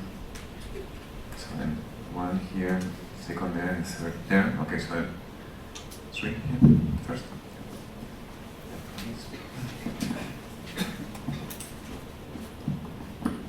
Hi, my name is my name is Srirao. I've got one question for James and another question for Subala. So we've got this growing issue of increasing population around the world. So these people, they need to be fed, and then they need more space to live. So how likely is it going to be for us to create more protected spaces, protected areas in the future, bearing in mind that most biodiversity currently occurs outside the existing protected areas, and also that most of these areas where we have an increase in population is areas considered as biodiversity hotspots. And then my question to Mr. Bala is, this is just out of curiosity. So whenever we go to a national park, we pay this thing called conservation fees. So I'm just interested to know that whether that fees goes towards the park or that counts as a tourism revenue. Yeah, Alice? James, you showed very capably that some of the current protected areas are underperforming. There are villages in the middle of them, etc. But what would you say, how do you think we should measure performance of protected areas? And what do you think we should do about underperforming ones for some of these different metrics? Should we, for example, get rid of some of them and reapportion them in areas that have higher biodiversity? It's a very difficult and contentious issue, but I'd be interested to hear your views on it. Okay, we'll get one more question. Yeah. Thank you both for your presentations. You both mentioned that conservationists need to work with dark side and with industry, but we see quite often that some conservation groups attack other conservation groups for working with industry players who they don't agree with. How do you draw that line? How do you define who you can work with and who you can't work with? And how do you respond to the conservation groups who are attacking other conservation groups for working with industry? Great. I can't remember the first question. What was that again? This was about increasing population. And what's great. So increasing population. So there's a great paper in Nature last year by Andrew Barnford and Lawrence, with a commentary about what's needed to feed the future. And they've worked out it's going to probably clear the size of Canada is what needs to be cleared from now on to reach that 12 billion stage before Earth will start plateauing. It's a population. So you're right. There's across Earth, there's going to be another Canada-sized hole of deforestation is going to happen. But that's negative, that's a disaster. But we've got to actually remember that what we're also seeing is the greatest migration from rural forested lands and rural environments to urbanisation in history, and that will continue to occur. In this country here, we're seeing major migrations occurring. So there's going to be fallow land, empty land, which will be opened up where people once lived, which could be agriculture. So what we need to do as a conservation group is to proactively identify what we care about now and start drawing those lines, and then working with industry to, when they develop their food crops and agriculture expansion, that it doesn't walk into the areas that we care about most. So I think what we don't do is start saying we can't do this. I think we have to realise we have to do this. But I also start to think that we've got to get much better at identifying what we care about most, those key biodiversity areas. We've got to identify what we care about, and then we can start negotiating. I don't think we should start negotiating until we do that first. That's an excellent question. So, you want to? Yeah, I just touch on your question about what happens to the entrance fee that you pay, right? It depends, because there's no single system in the country. It's not uniform across the country. For example, if you visit the KK Wetland Sanctuary in Kota Kinabalu, Omar is here, the levy that you pay goes to that wetland and is used to manage that wetland. But in other places, if you go to, for example, Johor State Parks, the money that you pay goes to a consolidated fund. I mean, it's not used for that area alone, it could be used for other areas. It goes to common pool. So it's not uniform across the country. Yeah, how much you pay, how much is the entrance fee to the Manegara, for example? Oh, very little. Yeah, and most protected areas in National Park don't make money. They all are running at a loss. Yeah, so excellent question. Well, how do we actually first effectively assess how are we doing in a protected area state? It's very difficult. All we know is that many protected areas have no management plans and no objectives. So it's very difficult to actually know what is working, what is not. I think from my perspective, and it's not a perspective of WCS's, but I think what the onus of proof needs to be is a protected area saying, by national government saying this is achieving this objective, and we start from ground zero again and start calculating what areas on Earth are actually acting as protected areas. So you start from the beginning all over again. What you don't do is start from the map of 209,000 protected areas where we know 180,000 of them aren't working.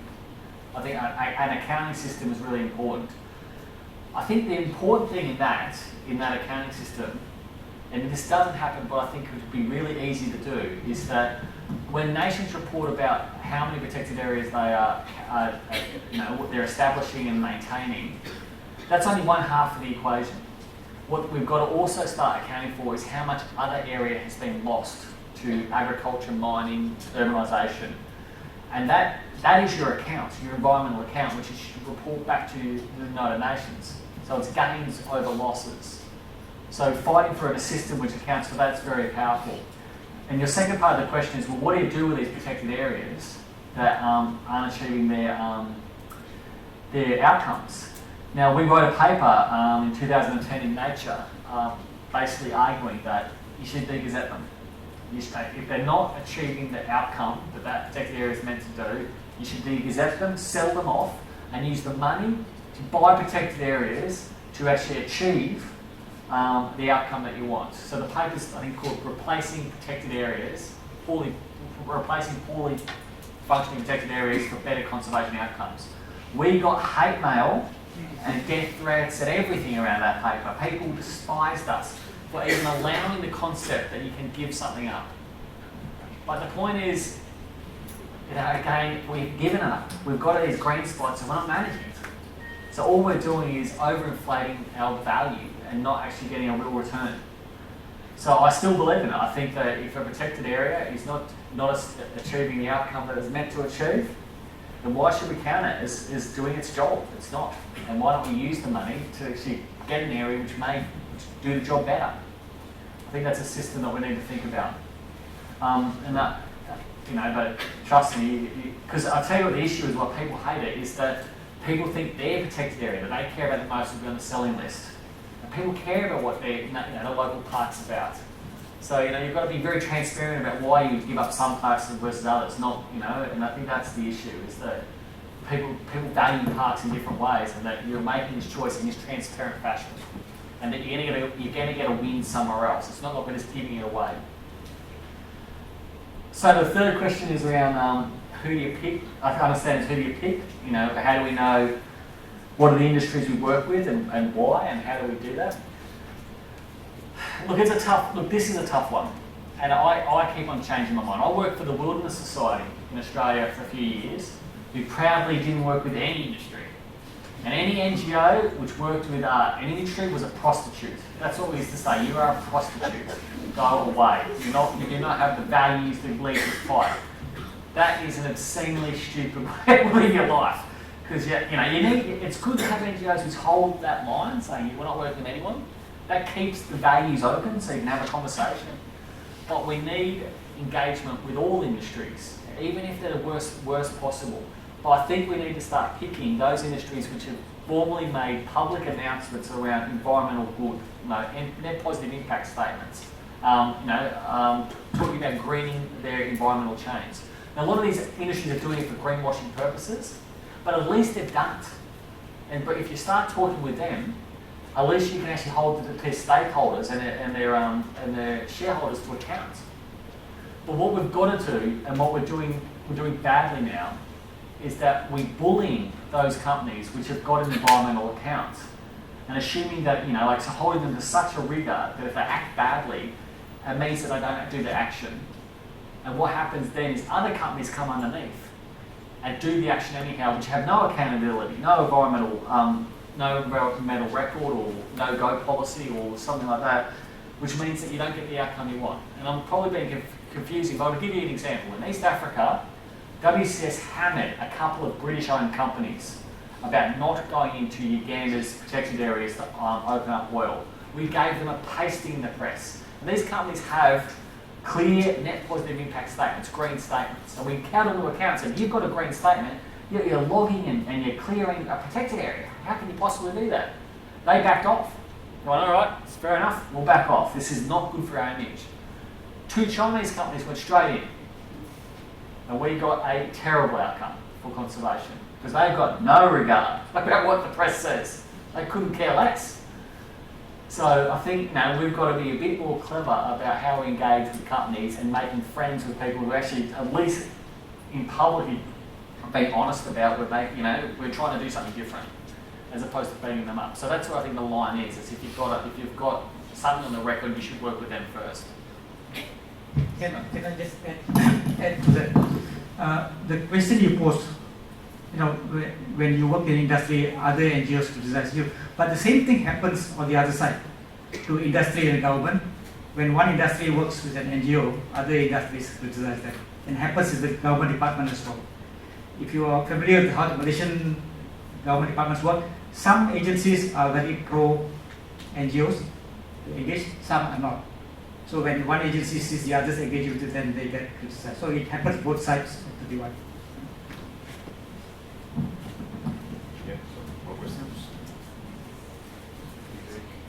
Here. Alex?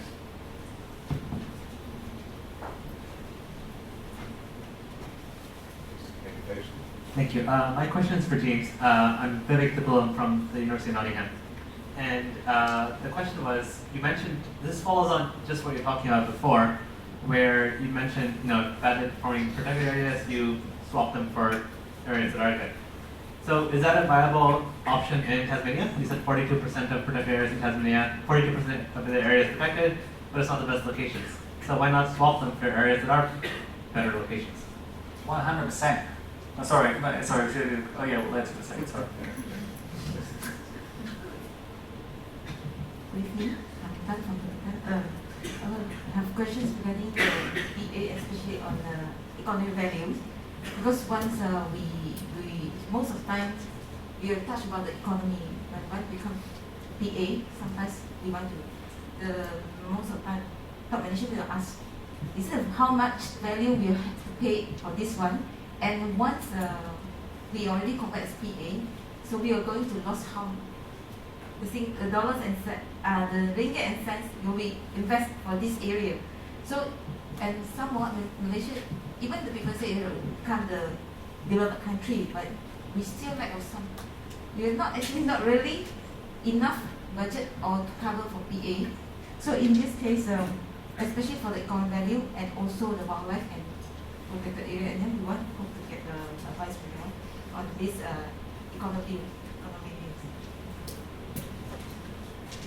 Yeah. Is it on?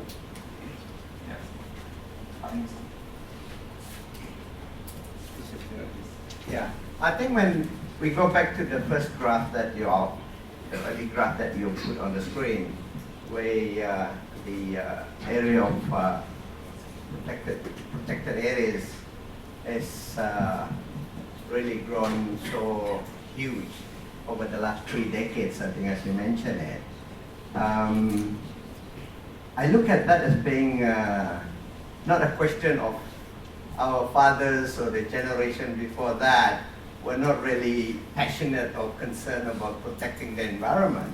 I think it is really a reflection of what were there before. Like I grew up from, my name is Omar, I'm from Sabah.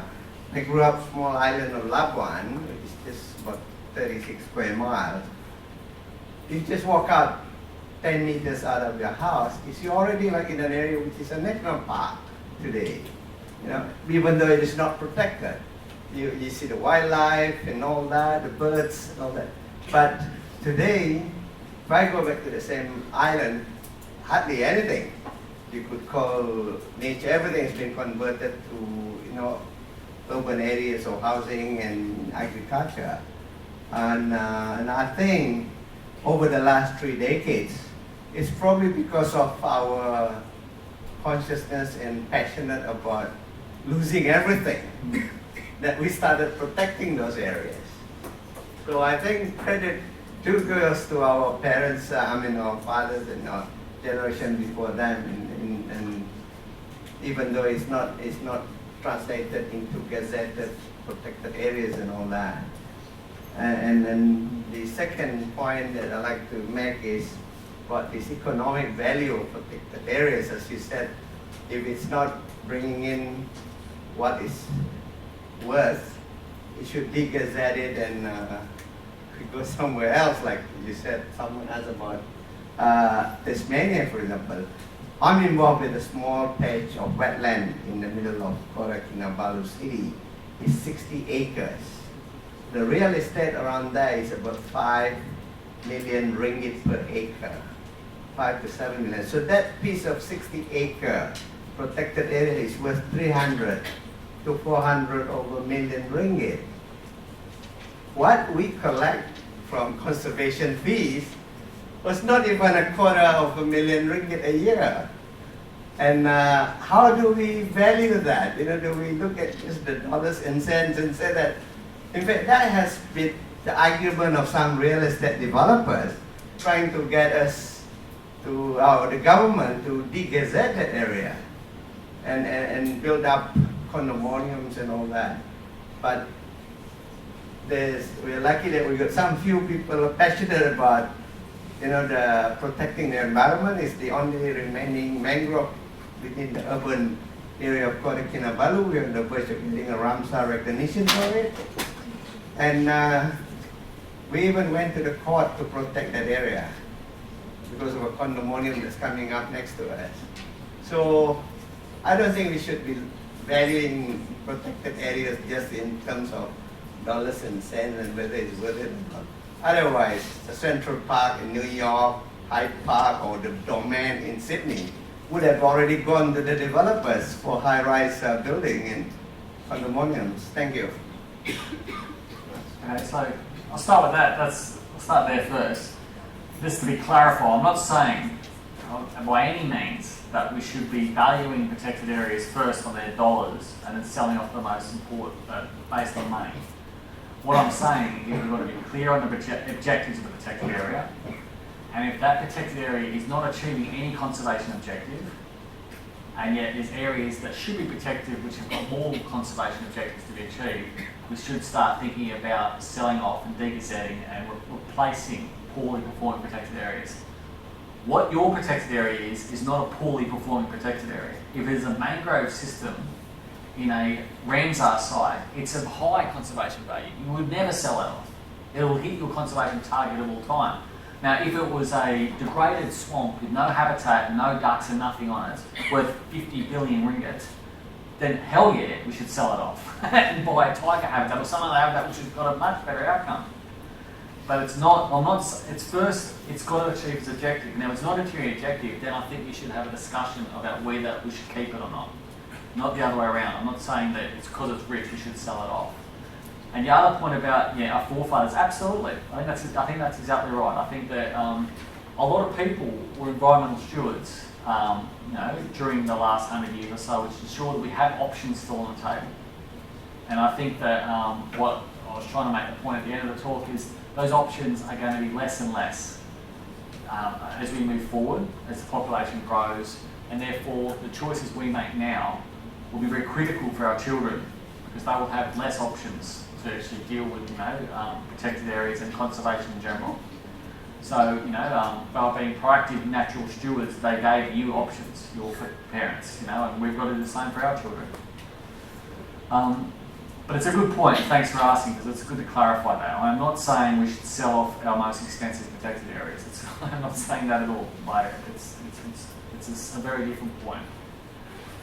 So your question was about Tasmania, and that relates to this point. Yeah? So Tasmania is 42% protected area. 40% or 90% of that 42% is in one protected area in the southwest. It's all mountains. It's mountains like this, and then there's hills and lakes and forests, and you can't get to it. You're lucky to helicopter in it. You're lucky to walk into it. There is no threatening process in those parks. That park doesn't need a manager, a ranger wandering around, because it's so isolated and so middle of nowhere that it's going to be naturally protected. It's a fortress in its own right. So that shouldn't be a green blob. And that means the real protected area state for Tasmania is about 2%, which is nowhere near the 17% margin. And we should be focusing on making green blobs in other areas which contain values that we care about, which are threatened, which a protected area will stop the threat. So my point here is that we've got a lot of protected areas that are green blobs which aren't threatened at all, and yet we count them as our state. Yet they're not performing any function because the objective actually is to conserve it against a threat. And nowhere this is more true than in the marine world. If I pulled up that map about the marine protected areas, we've got great thumping blue map things around Australia and around Chagos, in the islands in the Pacific. These huge blue areas, which are where no fishermen go. There's no fishermen there. So what the hell are we protecting? It's nothing. No one's there. So it's a big blue thing on a map which doesn't contribute to anything. I'd rather go and protect the Great Barrier Reef a bit more and actually stop fishermen going into critical coral reef communities. So I suppose what I'm saying here is I would prefer to have a protected area state which is 3% effectively managed versus what we have now, which is 17%, where 90% of it's not doing anything. I'd rather be honest about how our progress is. So my question was, is there a movement in Tasmania to sort of de-gazette that? Well, so the question is, so that gets into some horrible environmental politics because people love the concept of wilderness and they don't get the concept that if you de-gazette it, they think that opens it up to threat. Where if you look at the geography of southwestern Tasmania, it's impossible to do anything there. So it's so the movement inside the environment in Tasmania is it's a battle that's hard to win. So yeah, it's a good question. I think it's a question that opens eyes up to conservation debates everywhere. I'll let you. Yeah. To answer your question, I think one thing we need to remember that the 200 people in this room are the minority.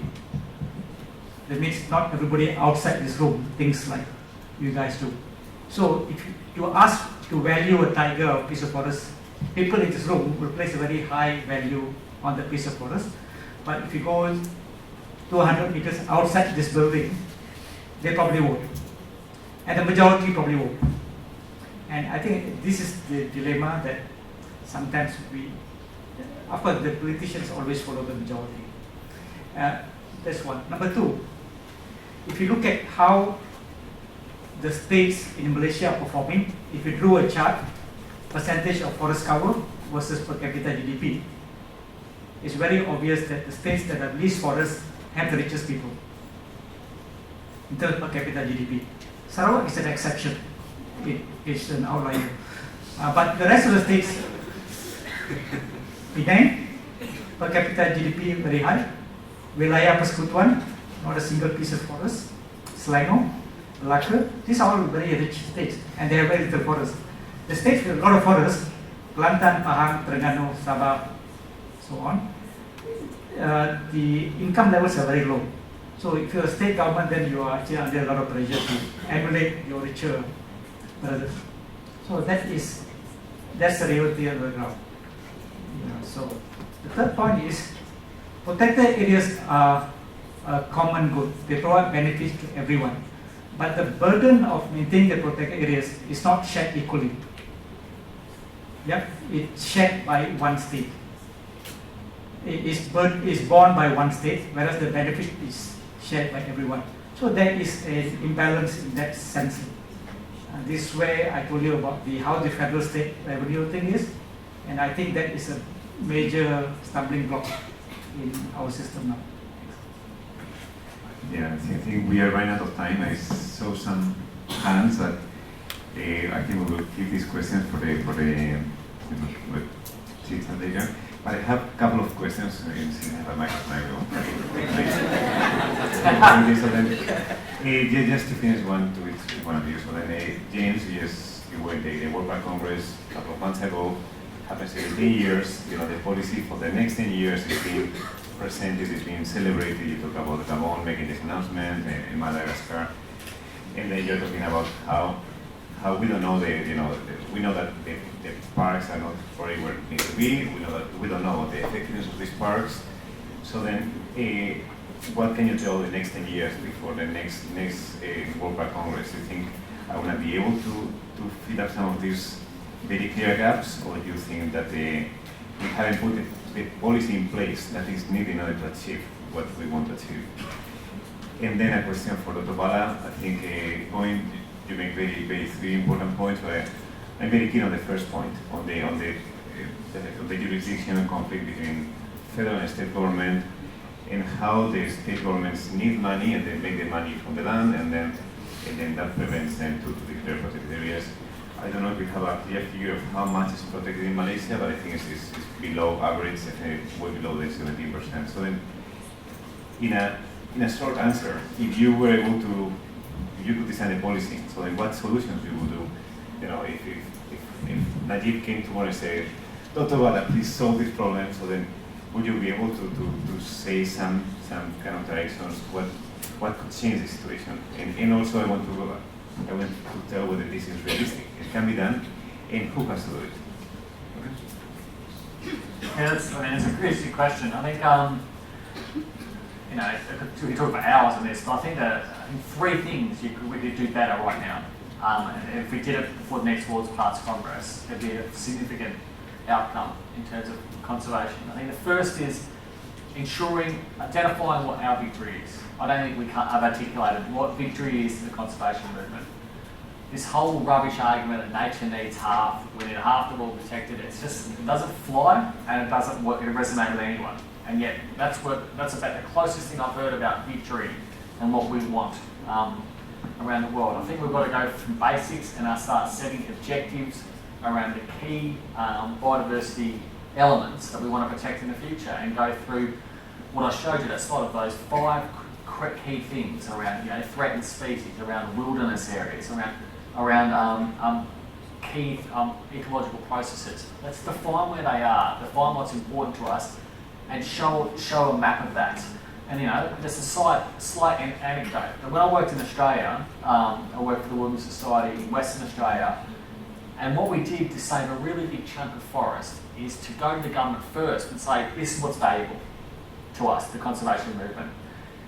And it's the first time the Minister of Environment had a map, a green map of what the conservation league would want. What they normally get is a map of logging leases and mining leases. And the conservation league would go in there and go, okay, let's move, you know, those lines are really important. They've already been defined. So we have to do something going, this is what we want, as a way to start talking about, well, where does food get grown, where does oil get grown? Well, no, this is a victory for us. I think the second thing is a true map of effectiveness. Not that 209,000 protected area. I want a true map about what areas on Earth are effectively protected against threats which make sure species go extinct. Now, that would be a great victory, an honest account about how things are going. And I've forgotten the third thing. Okay, off the top of my head, it's not the third thing I was thinking of, but I think if we can, I know it actually. Combining the first map about what our victory is with the second map about where we are right now, the third obvious thing we need to do is then a priority about what the future needs. Now, what that is going to mean is that certain nations are going to have to do more and take the burden more than other nations. And so on the back of that, we need financial systems where we can share. Australia can pay money to another nation to pick up their conservation debts. In the same way that we do in the UNFCCC with the climate change negotiations. Norway gave $2 billion to Indonesia and Brazil to pay off their carbon debt. Well, I think it's time we have a biodiversity debt. Australia's cleared 70% of their forests. You know, Myanmar's still got 70% of their forests. Let's get a system going that we can actually start paying for their biodiversity. That's just not even thought about. I think that would be the three things I would do. Your question, if Najib came to me, right? First advice, get different sets of advisors. But I think what is important is to empower the states. When you empower the states, but you cannot just give them responsibility without giving them a resource. So what I think is important is the current financial system, that we should find ways of allowing states to benefit from the modern economy. When they say modern economy, tourism, banking, finance, logistics, whatever. And a simple way of doing that is giving them greater flexibility to raise money. And in many countries, the income tax that we pay here is only one system. Everything goes to the federal government. The many countries practice dual system. They mean the state has a portion, the federal government gets a portion. So there's no reason why we can't practice that here. Similarly, GST, which is coming soon, 6% is going to federal government. I would say, why can't 2% stay at the state where the activity was generated and 4% goes to federal? So this gives state governments a lot more incentive to move towards the modern economy and leave the old economy behind. And I think giving state government greater flexibility to raise funds and sharing a bit more. So yes, can this be done? Is there any legal constraint? No, there are no legal constraints, just political constraints. Because if I hold all the money, I hold the power. So who has to do this? Is the politicians and then? Yeah, I think it's a long process. The first, this thing have to be talked to the open. All these years, nobody talks about this. We always talk about protecting tigers and elephants, but this is a fundamental flaw. And we need to get this debate out. And I almost never hear politicians talking about this problem. Only in recent years, this issue has been debated. And I think it'll take a while before there's awareness and the civil service and the politicians are more sensitive to the root cause and things will change. So I would like to conclude just with we're talking here economy. Is there any economists here in the room? Yeah, I'm afraid that we have here a problem, right? We are missing part of the important audience. And then the second thing I would like to do is I would like to invite you, Dr. Bala, sometime later this year, maybe sometime in June, July, August, try to set up an event in which we invite economists, we invite policymakers, we invite other people to discuss this issue, because we can discuss, we can agree here, and probably we all agree on this, and it's not going to make a big effect. So let's try to engage all parties. But this agenda is also being picked up in the third National Physical Plan, which I'm working on. So this is going to be a very important task in that. So is it happening? Yes, it's so far as I'm concerned, it's in. So we'll see. There's still a few more months to go. Okay, so then we just conclude by giving some small tokens of appreciation. So we have a small budget to buy a little token of appreciation, but we decided not to spend in the token itself. So then we got you a very, very small thing. Thank you. Cheers.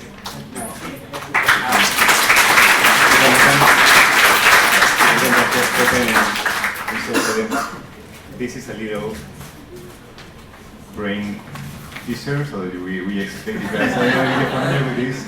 So then good luck with this. And then the difference between the money that we have for the token, and because it was very cheap, we're going to spend in giving some donation for the recent floods for some other communities. Are you okay with that? Yeah, of course. Okay. Thank you very much for the talk. Thank you. Cheers.